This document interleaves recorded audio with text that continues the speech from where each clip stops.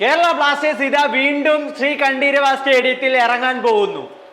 കഴിഞ്ഞ വർഷം ഇതേപോലത്തെ ഒരു നോക്കൌട്ട് സ്റ്റേജിൽ വിവാദ ഗോളിയോടുക്കിനെ ബാംഗ്ലൂരു FC വിജയിച്ചുകൊണ്ട് അവർ മുന്നേറിപ്പോയി. അതിന് മറുപടി ചോദിച്ചുകൊണ്ട് കേരള ബ്ലാസ്റ്റേഴ്സ് ഈ സീസണിലെ തുടക്കത്തിൽ തന്നെ 1-2 ഗോളുകൾക്ക് കൊച്ചി സ്റ്റേഡിയത്തിൽ മറുപടി കൊടുത്തു കഴിഞ്ഞിരിക്കുന്നു. എന്നാൽ കണ്ഠീരവയിൽ ഇതുവരെ കേരള ബ്ലാസ്റ്റേഴ്സിന് ജയിക്കാൻ പറ്റുന്നില്ല എന്നുള്ള സ്റ്റാറ്റിസ്റ്റിക്സ് പൊളിച്ചെഴുതാൻ പറ്റിയ അവസരം ഇതിൽ കുറഞ്ഞതിൽ മറ്റൊന്നുമില്ല. ബാംഗ്ലൂരിനെ കണ്ഠീരവയിൽ വെച്ച് വെട്ടിപ്പുറുക്കുക, അതാണ് ഇനി ബ്ലാസ്റ്റേഴ്സിനുള്ള ഏക ദൗത്യം. ഇപ്പോഴത്തെ ബാംഗ്ലൂരു FC പൊസിഷൻ എന്ന് പറയുന്നത് 9ാം സ്ഥാനത്താണ്.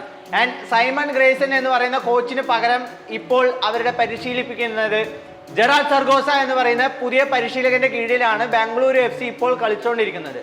അവസാന മത്സരത്തിൽ ഹൈദരാബാദിനെ തോൽപ്പിച്ചുകൊണ്ടാണ് ഇപ്പോൾ അവർ വന്നിരിക്കുന്നത്. എന്നാൽ ഇപ്പോഴത്തെ അവരുടെ പൊസിഷനും കാര്യങ്ങളും എല്ലാം നമ്മൾ വിലയിരുത്തുകയാണെങ്കിൽ പോലും വളരെ പവർഫുൾ ആയിട്ടുള്ള ഒരു സ്ക്വാഡ് തന്നെയാണ് ബാംഗ്ലൂരു FCക്ക് ഉള്ളത്. ആവി ഹെർണാണ്ടസ്, ഗുപ്രീത്, അതുപോലെ തന്നെ ശിവശക്തി നാരായണൻ ആൻഡ് സുനിൽ ഛേത്രി, ഈ താരങ്ങളെല്ലാം ഇപ്പോഴും ബാംഗ്ലൂരു FCയിൽ അവൈലബിൾ ആണ്. And they are very dangerous. ഗുപ്രീത്തിനെ മറികടന്ന് പന്ത് വലയിലേക്ക് എത്തിക്കുന്നതും ജാവി ഹെർണാണ്ടസിന് ലഭിക്കുന്ന ഫ്രീ കിക്കുകളും അതുപോലെ തന്നെ സുനിൽ ഛേത്രി എന്ന് പറയുന്ന ഫിനിഷറും വളരെ സ്പീഡിയായി കളിക്കാനും വളരെ ടാക്ടിക്കലായി മൂവ് ചെയ്യാൻ പറ്റുന്ന താരമായ ശിവശക്തി നാരായണനും ഇപ്പോഴും അവരുടെ സ്ക്വാഡിലുണ്ട്. ഇവരെല്ലാം മറികടക്കുന്നത് തന്നെയാണ് ബ്ലാസ്റ്റേഴ്സിന് ഏറ്റവും വലിയ വെല്ലുവിളി എന്ന് പറയുന്നത്. കഴിഞ്ഞൊരു മത്സരത്തിൽ FC ഗോവയെ പരാജയപ്പെടുത്തി ഒരു കംബാക്ക് നടത്തി വരുന്ന കേരള ബ്ലാസ്റ്റേഴ്സിന് തീർച്ചയായിട്ടും വലിയൊരു ആത്മവിശ്വാസം ഉണ്ടെങ്കിൽ പോലും ബാംഗ്ലൂരിലെ കണ്ഠീരവയിൽ വെച്ച് തോൽപ്പിക്കുക എന്ന് പറയുന്നത് വലിയൊരു ടാസ്ക് തന്നെയാണ്. ഇതുവരെ ശ്രീ കണ്ഠീരവ സ്റ്റേഡിയത്തിൽ ബാംഗ്ലൂരു FCയെ കേരള ബ്ലാസ്റ്റേഴ്സിന് പരാജയപ്പെടുത്താൻ സാധിച്ചിട്ടില്ല. അത് തിരുത്തി എഴുതേണ്ട സമയം ഇത് തന്നെയാണ്.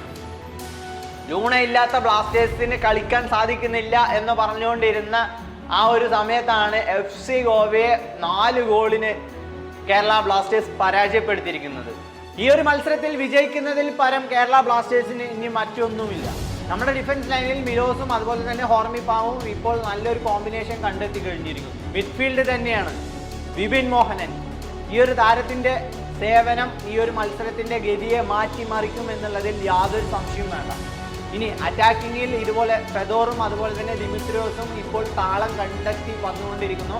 ഫെദോറിന്റെ കോൺട്രിബ്യൂഷൻ ഈ ഒരു മത്സരത്തിലേക്ക് വന്നു കഴിഞ്ഞാൽ തീർച്ചയായിട്ടും നമുക്ക് ഈ ഒരു മത്സരം വിജയിക്കാൻ സാധിക്കും. അപ്പോൾ ഇത്രയും കാര്യങ്ങൾ മാത്രമേ ഉള്ളൂ. ലൈനപ്പിന്റെ കാര്യത്തിലേക്കൊന്നും കടക്കാനില്ല. ഈ ഒരു മത്സരത്തിലേക്ക് ഞാൻ പ്രിഡിക്റ്റ് ചെയ്യുന്നത് ഒരു 2-0 എന്ന് പറയുന്ന ഒരു സ്കോറാണ് ഞാൻ പ്രിഡിക്റ്റ് ചെയ്യുന്നത്. എന്തായാലും ഈ ഒരു മത്സരത്തിൽ ശ്രദ്ധിക്കേണ്ട കുറച്ച് കാര്യങ്ങളുണ്ട്. അതൊരു അടുത്ത വീഡിയോ ആയിട്ട് തന്നെ അപ്ലോഡ് ചെയ്തേക്കാം. ഇപ്പോൾ തന്നെ വീഡിയോ ഒരുപാട് ലെങ്തായി. അപ്പോൾ എന്തായാലും ഈ ഒരു വീഡിയോയെ കുറിച്ച് നിങ്ങളുടെ അഭിപ്രായങ്ങളും കാര്യങ്ങളും എല്ലാം താഴെ കമൻറ്റ് ചെയ്യാൻ മറക്കരുത്. അതുപോലെ തന്നെ വീഡിയോ ഇഷ്ടപ്പെട്ട് തന്നെ ലൈക്ക് ചെയ്യാനും ഷെയർ ചെയ്യാനും സബ്സ്ക്രൈബ് ചെയ്യാനും മറക്കരുത്. അപ്പോൾ എന്തായാലും നമുക്ക് വീണ്ടും അടുത്തൊരു വീഡിയോയുമായി കാണുന്നതായിരിക്കും. It's me Suhail signing out.